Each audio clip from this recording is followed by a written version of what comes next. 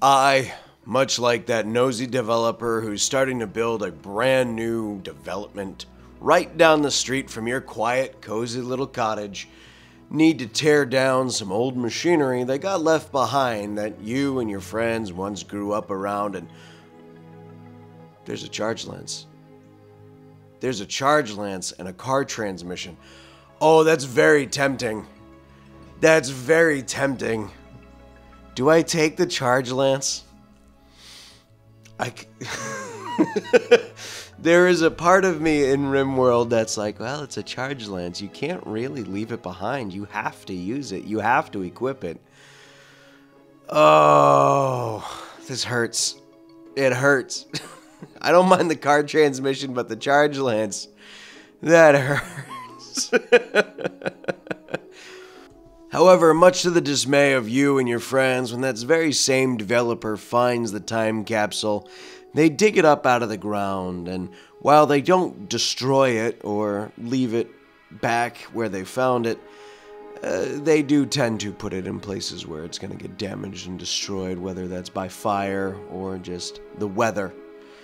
Or the worst possible case, there's a group of bullies from down the street that always loved tormenting you and your friends and decided that the moment that this developer uncovered your time capsule, they're going to show up and try and ruin your entire day. No, I'm not talking from experience. I don't know what you're talking about. And I don't even have the base anywhere near finished yet. This is going to be the final day of building out this base. After today, there is no more build base. Base will be built. All that will need to be done is defenses being built around the edges to try and force all of the AI pathing to go directly through the front gate so we can kill them in the treasure room and make sure that there are no survivors whenever people come to attack us. I have created redundancies. I have redundanced my redundancies, and yet somehow I still don't think there are enough redundancies in the base yet. So, we're going to have the three main gates to the entryway. We have the side gate on the right by the coastline. Fariz, let's go ahead. 23 medical. Let's go ahead and get you first aid and make you better in first aid. I do apologize. I know the window is open today, but it is hot as hell in the office and the AC is too loud. So, we all have to make sacrifices. Welcome to the heat, my friends. Now, the village itself is going to be a separate entity from the actual tomb as a whole. I want the village to kind of fill its space. I want them to have the farm. I want them to kind of have access to the coastline, so we'll make some boats. I am going to do the research for naval vessels. Right now, we are doing the long 5,000 research for Profaned alchemy. And once we get the Profaned alchemy, we can start dipping our toes into creating Profaned weaponry and making all that fancy, schmancy, cool, undead weaponry within the Profaned mod and try and take out that dastardly divine order. Because I, for one, am not going to put up with their bullshit anymore. Tired of it. They keep coming by and they keep killing people, and I just can't deal with it. We also need to keep our people's moods up because Vladimir is very sensitive for a big vampire man that he will become in another 2 years. We need to make him happy. We need to make our people happy. And an encouraging leader speech is great. And Vladimir just passes right out on the floor. We can finally reform the ideologian, so let's go ahead and get that. We are first going to get Republic. We have managed to make it to this point where we can take Republic. God Emperor wouldn't make sense. Aristocratic wouldn't make sense.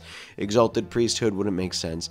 Going on to Republic and also getting rid of, tainted apparel. So we no longer are going to be wearing tainted apparel. We have instilled the humanity into our people enough that while we are monstrous in creation, we are cursed, we do need to hold on to that humanity. And that's why we're not taking skull spikes either. While skull spikes would be great as a way to prevent all the additional headaches that come along with our slaves not being suppressed, it's just not, it's not there anymore. It's not something that makes the most sense.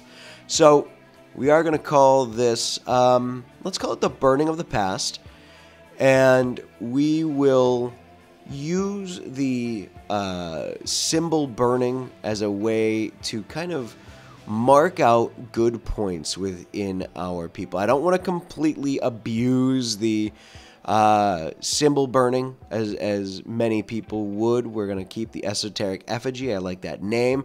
We're going to call that a day. I think as long as we don't over abuse that one, and those ones do come off a cooldown relatively quickly, it should be a very simple thing. Now, these people haven't sieged us in a long time, or haven't even begun their siege, and they will attack us in 1.3 days after we accept it. So what if we do this? What if we sick the Black Moose Goda on the other guys for this golden I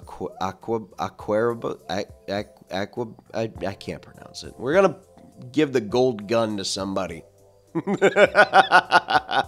Herlinda, let's go ahead and give you your star here. And it's, now I will say for Herlinda, I am a little stuck between architecture and building. Having that success chance be higher, but also I do need the added construction speed.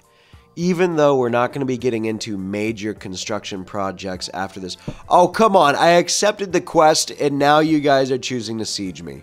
It is nice that the lance turrets are your simple mini turrets, but I don't have the emeralds because I'm not finding enough emeralds or enough emerald veins, so I don't know if we can really hold these up. But I do know that we can get bloodstone from the Profaned alchemy, and once we get the Profaned alchemy and we make bloodstone turrets, that might change the name of the game. So I am really thinking about just making a bunch of bloodstone. Per usual, we're gonna send Skull out to do business, and we're starting off strong with the first decapitation of the day. Look, honestly, if we can't have at least one good decapitation at the start of every day, I feel like I'm missing out on opportunities to really make our characters shine. And I'm also going to count the moments where he just cleaves somebody's face in twain and they drop. I think Skull's fine. We almost got lifted up, but Skull's too heavy. Oh, there we go. One guy tries to get away, get the old man. That is 2 decapitations on the day. Skull, you did manage to make one alive, and he's not unwaveringly loyal. We've got a star in the melee, fun-loving, tidy, no talent, social, and intellectual. I don't really need you. You can stay there. Skull, go take out Jillian the Stew Keeper. Hello, Jillian. It's time for you to... Oh, I really do feel like I need to start working on getting other characters to be just as deadly as Skull, because he is putting in the work. And a lot of it has to do with the fact that he's got the named helmet and the named great axe protecting, like, the most vital areas, right? Somehow he's still getting hit through this helmet, which is baffling to me. So far, nobody's really been worth our time. Oh, finally a warrior with some gusto. Oh, no. She had a moment. She had a moment she could have done it. Now, of course, that the siege is gone, we are finally coming under attack by the Black Moose Gouda. So, let's go and move everybody out of the base that's got a weapon, and let's start changing up Agiri over to the Masterwork muskets. I figured if we can pull everybody to the south and make them come down and thin their ranks, we should be able to kill them fast enough, bit by bit, as they come down the area. And so far, they are taking their own sweet time, and people from Black Moose Goat have decided to kidnap who they can and leave, but there's no one out there for you to kidnap. Oh shit, they have Pilar!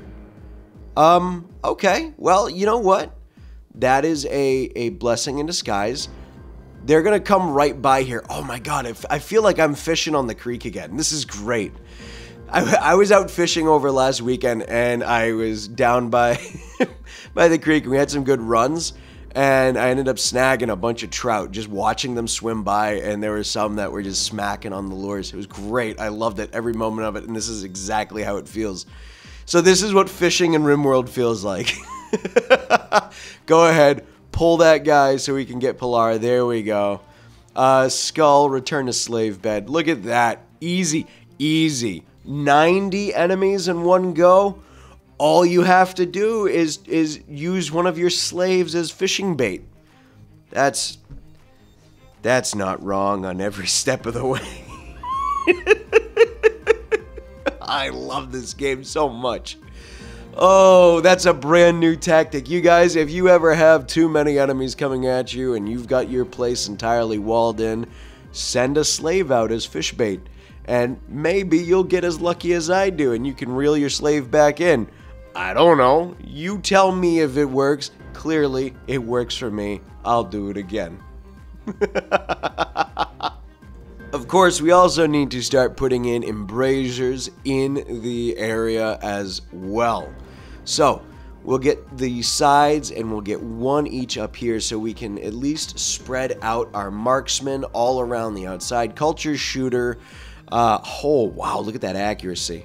Close range is where it sucks, but Agiri being our best shooter, we are absolutely giving it to her. Now, I'm not too concerned about the kind thoughts or the kill sorrow. I'm not expecting our ranged characters to do so much killing, whereas I'm expecting them to do more whittling down, and she has done really well about cutting enemies' HP down, weakening them, making them bleed out, and causing them a lot of pain, which affects their manipulation and all of that fun stuff. Let's go ahead and do a Drinks of the Fallen, since Vladimir and Rose are almost completely nullified in their mood, which means I need both of them to have a house at some point just to level things off.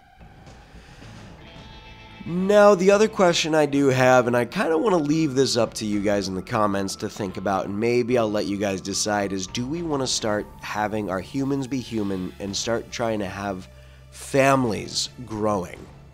Where we, once they're old enough, like Vladimir's probably got 5 more years before we, turn him into a profane, if we don't turn him into a vampire before that.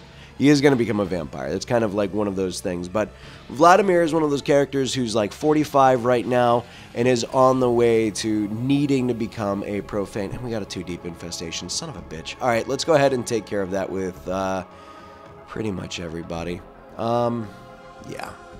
And I'm also thinking we might need to get Mackenzie a new weapon.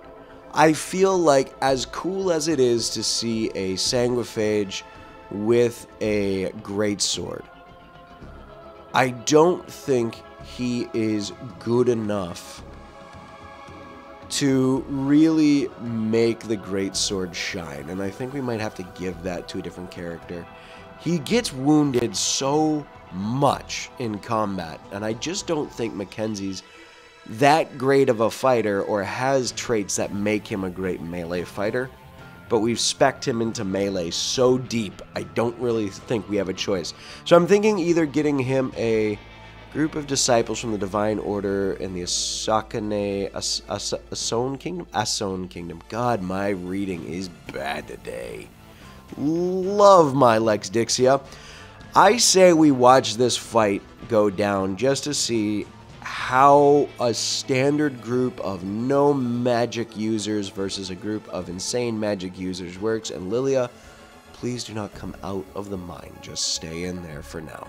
So I am thinking of getting Mackenzie a single-handed weapon and getting him back a shield. I think he was really good with a shield kind of build, and I think that's where he's going to shine. I do want to get him some plate armor as well. I want him to be our next super defended character. And it is quite possible that I will give him a set of Scourge Knight armor just to make him shine. But I haven't completely decided that. Like, he is that in-between character of profane and humanity. But here's what I've just discovered from watching that fight go down. We are fucked. when it comes to fighting the Divine Order, we are going to have to come at this with siege engines and a lot more magic, because I don't think we can fight this. That was insane. We have to travel across the globe, across the entire continent, just to take out their faction base. And they came all the way over here just to flex on us. Literally, that's what they did. You know the Inquisitor that's with them right there, the guy who's leading the pack out? That guy went, you know what I want to do? I want to go and flex on these Profaned. They have a quest from us to go and clear out a bandit ruin that will earn them some goodwill. We need to go and flex on them and show them that we're the ones who are really in charge. And I can tell you this, I'm thinking of taking that quest. There is no chance in hell that we can fight them on a legitimate means, and I'm kind of nervous that if we don't have allies from the Shattered Empire, we are going to be suffering. So, after today, I'm thinking I might rechange my plans. I think tomorrow I have to make a throne room, specifically for Skull and for, what the hell's her name? Fareeze. I'm going to need a throne room for Skull and Fareeze, for both of them to obtain their titles, so we can start building our fame and our sidecasting abilities through the Shattered Empire. Now, this doesn't mean that we're going to go full Shattered Empire. I just need enough fame with them to be able to call in ally support. We also did discover that because there is no garage door in the medieval pack, we have to have our ox cart exposed to all types of hostile interference. So that means I'm going to just put a little barn here. We're going to use it as a little sacrifice center that if enemies want to come in and just kill an ox cart, they can come in and kill an ox cart. There'll be assholes for it, but at least on our end, we will be able to constantly rebuild ox carts, as long as I have the resources for it. Let's send Skull out with enough hay to refuel this damn beast. We'll send him out with 6 simple meals, and ooh, we have 2 rebirth potions. That's really good. And let's send him out that way. So that's going to get Skull out of here, and we will be able to not have to worry too much about quests not getting done. That's our biggest worry at the moment, is quests not getting done and us not being able to support the mood of our people. As long as that gets done, as long as our people end up happy, we're in a good position. Because we are going to have to cut down this sandstone wall. It's going to have to get deconstructed. We're going to have more sandstone bricks after that. But right now, I'd say we are looking pretty good. Kind of exactly where I want it to be. The giant tomb housing at the top is a little chunky and weird looking. But I'm still okay with the chunkiness and the weirdness of it. I like that it's too big. Reed, what are you up to? Drawing thrombos on the ground. I do love... Oh, there's another drawing. Okay, we gotta move that. Let's go ahead and shrink that there. What are you drawing? It looks like a person, or maybe a bear. It's a kid. Okay, so it's Reed. Reed and a thrombo. Did Reed get separated from her tribe while chasing thrombos? These are all the things I love, by the way. About, again, I've said this before, the kids' drawing stuff that they've implemented into Rimworld makes you think of like all these different stories that could be happening. So let's get Skull to explore this ancient complex and see what's going on around us. Ooh, bugs. You know what? Damn it, Skull. Let's kill it. There's the scarab. Okay. Oh, fuck. That's a big spider. It's a web-necked. Yes. All the bugs and all the creatures from Battle Brothers being in Rimworld, they fit so well. And I do hate the webnecks. I have a special hatred for those damn creatures. Killing one of them in Rimworld makes me feel really good. Let's go ahead and explore this place, see what we can find. Hopefully we get something good. Now, we did capture in a raid some Divine Order people. Unfortunately, the raid was corrupted, and I lost the file for it. We did lose Hamori, but we did manage to capture 2 people, and we took some serious injuries on Haas, as well as Mackenzie, but everyone is getting patched up pretty good. Now, that being the case, though, we do have 2 Divine Order prisoners, which brings me to a thought of how bad could we possibly make ourselves be at this moment. We could let them stay human. We could let them stay human. We could say that we are not out for vengeance enough, but once again, they've come through and they've killed another one of our people just because they've felt like it. They've come to raid us, and they're supposed to be this holy order. Now, to us, they're terrible. They're the bad guys, but to everybody else on this planet, we're somehow the bad guys. So it brings me to wonder, do we turn all of our Divine Order prisoners into Profaned or to Sanguiphages, or, because we are feeling our humanity a bit more, we are thinking about making the prisoners that we've turned recently, Thrasyllus, Vladimir, Rose, and keeping them... Distraction, hold on, Sinbad. Sinbad? Show me the real Sinbad. No, I said the real Sinbad. Perfection. Oh, wait. Shit, one of them's a joke, right? Masterwork Possessed Rune Longsword.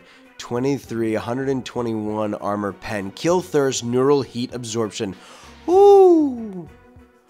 That is exactly what I was looking for Mackenzie. What a perfect little weapon to stumble across. I am super happy. Mackenzie gets his own possessed longsword, and it looks so good.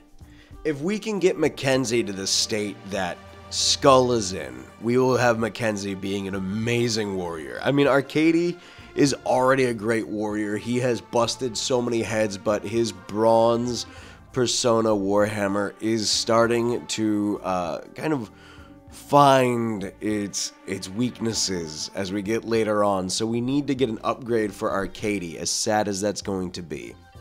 Let's have Vladimir do the burying for Hamori, and just kind of, oh yeah, lackluster. It was a 62% shot that Vladimir would do well. Go figure. There's my luck in that, isn't it? So far, so well. We get another upgrade for Mackenzie. It's starting to fill up, or for Lilia, not Mackenzie. It's starting to fill up with some pretty morbid design. So we're going to go and give her a morbid design work. But now that we have everybody also upgraded with muskets, we have our undead riflemen, we are going to need a shooting range along with the archery range. So we're going to have that built up. Now, I have had one complaint about these ruined castles, and I've done about 7 of them so far, and all of them have been pretty blasé in terms of resources. However, this one, having a real ruin on top of it, makes me very happy inside. And it's given me some good stuff with the wood planks. We've got a corpse with us for some reason. Let's just take the corpse. I don't care if it's 48 pounds. We'll take the corpse of TJ. Why the hell not? And the possessed weapon. We are also going to start closing off the lower areas. We're going to build a thicker wall. As I said, we got attacked by the Divine Order, and they broke through this lower section. They didn't even come through the entry gate. They just bypassed it and said, we'll go over off to the side. I have 11 days to decide if I'm going to take this Raider Labyrinth, and to be fair, if we won some goodwill over with the Divine Order for a short period of time to prevent them from attacking us for a longer period of time, where we could then go back and kick them in the fucking teeth and show them what's for, I think that might be the best option right now for us in the long term, because they have caused me so much stress. It's only the Divine Order who's killed any of my people. So I think we should probably do it. Let's get the extra interior wall built up, so that way, should any enemies come through, we can funnel them into a 2-space kill corridor where they have to come at us 1 at a time, and we have to come through at them 1 at a time, or 2 at a time. It would make the most sense for us, safety-wise, and we will have to make some redundant entryways into these areas. Let's start unloading the cart. Mackenzie is still unconscious. Do we want to resurrect this corpse, Lilia?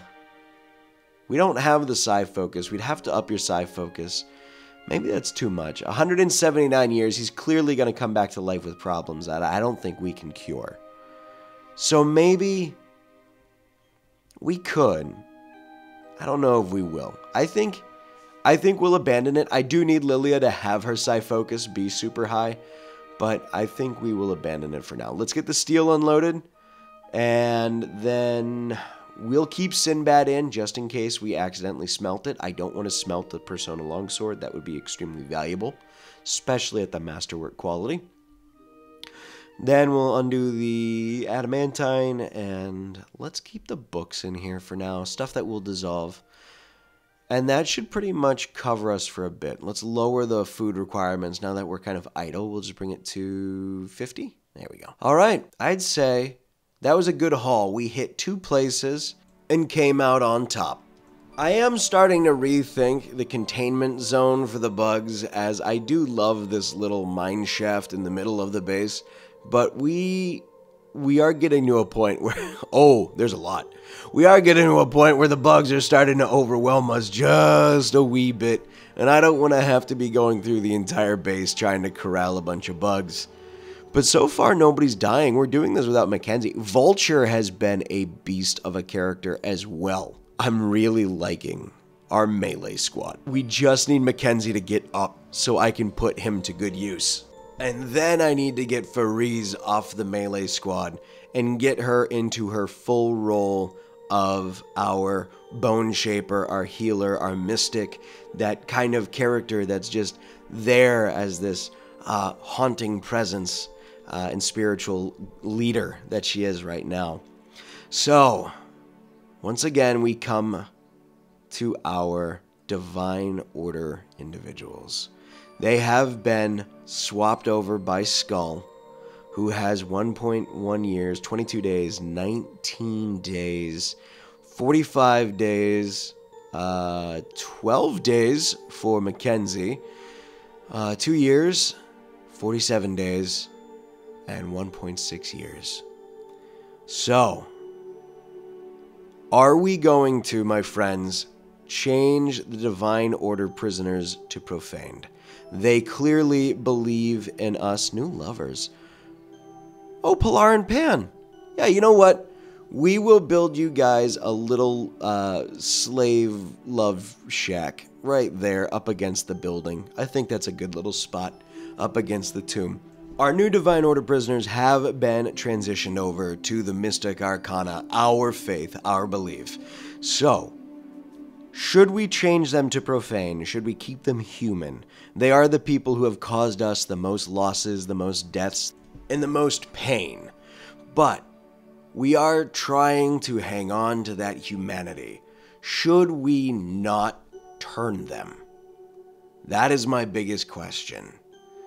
Lilia, let's start upping and getting you fully maxed out within your necropath tree before we start changing you over. And finally, with Profane Alchemy completed, we can start toying around with it in the next episode. I'm not going to do anything with it right now, but we do need a lot of human leather to make undead colossi, to make ghouls. We need bones for skeletons. We need horse leather. We need, we need regular leather and wolf skin for wargs and undead horses. Wraiths we can do with cloth, medicine, and whatnot. To make a wraith orb, we need, what's that? Luminous dust. That comes from wraiths, if I remember correctly, and we don't have any luminous dust at the moment.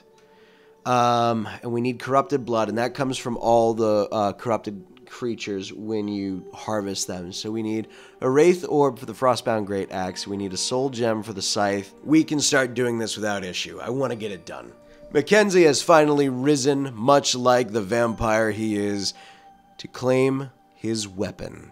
Once bound to the wielder, Mackenzie will now have a kill thirst. like all good vampires. Look at him, that hooded barbut, looking so good right now. We just need him in some good-looking plate armor. How are we with this? No, that's your records page. I don't need that. Gear. View information. 39.85 and 122% armor pen. Look at that attack speed. Holy shit. Mackenzie, you are the warrior I am now expecting you to be, with a weapon that is truly going to be your own. Maybe we could have Mackenzie duel these two prisoners. Maybe we don't do anything.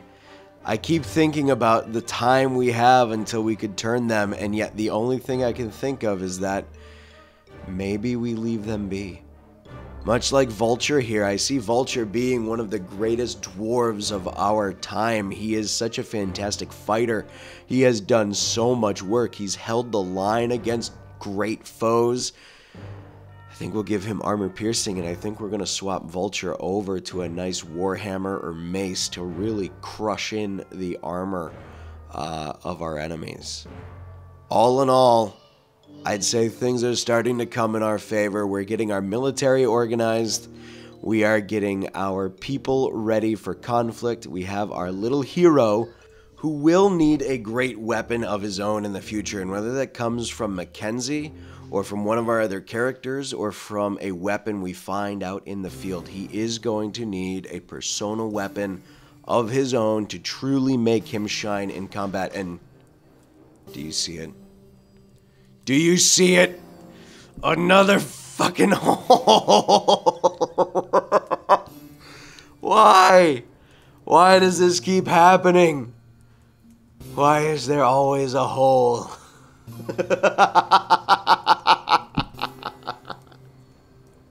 I have been plagued by holes every episode. I don't mind the holes in the walls we're developing, but it's the holes in already pre-existing structures. Stop it. Just stop it. Oh. Well, my friends, thank you so much for joining me in today's episode. I am excited for what we have coming our way next. Tomorrow is questing. Tomorrow is conflict. Tomorrow is growth. And tomorrow we put Mackenzie in the best possible position that he ever could be in.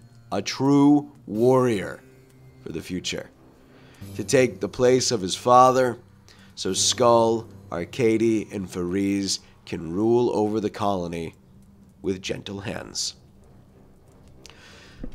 Thank you so much to the patrons for supporting the channel on Patreon. You too can support the channel on Patreon by heading down in the description below. There's a link there. You can also support by becoming a channel member. Thank you to my channel member.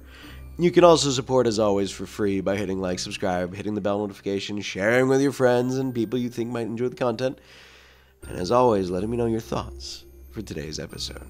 I look forward to hearing from you, and I look forward to seeing you all in the next episode. Have a wonderful day and a wonderful start to your weekend. Peace.